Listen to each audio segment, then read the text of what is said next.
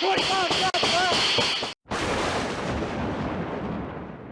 to the Weekly Homicide Report, the weekly program where we talk about all the people that needlessly died at the hands of another person.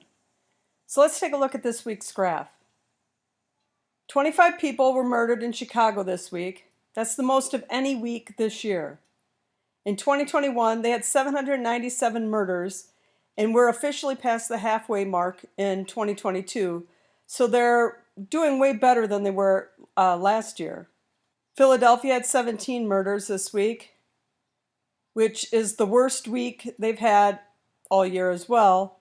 They had 562 murders last year, so they're a little better than they were doing at this point last year.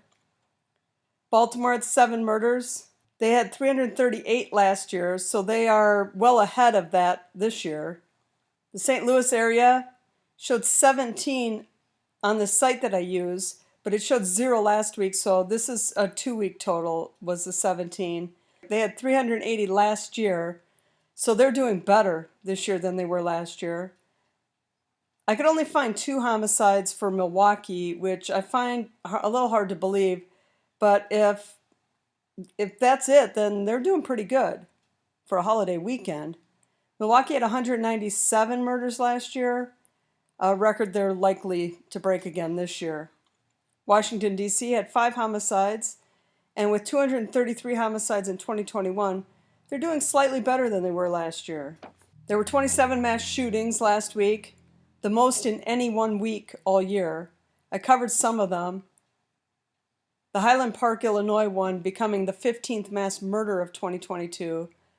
And there's something wrong with a society where kids grow up wanting to be mass shooters, school shooters, instead of doctors, lawyers, police, and firefighters, like in the past.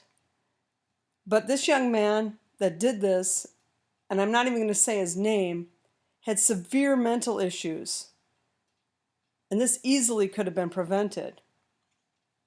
5 children under the age of 11 and 33 more aged 12 to 17 lost their lives due to gunfire.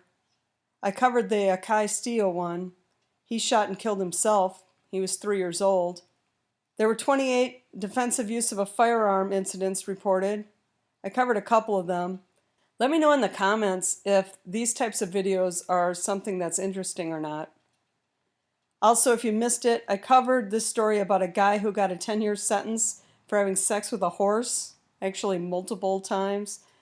You might want to check that one out. So on to the murder-suicides. Now, these are just the ones done with a gun. And so far in week 27, we're at 355 for the year, and that's an increase of 15 from last week.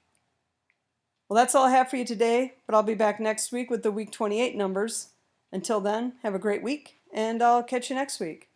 Support this channel and pick yourself up some original crime-related apparel. Look for the link in the description.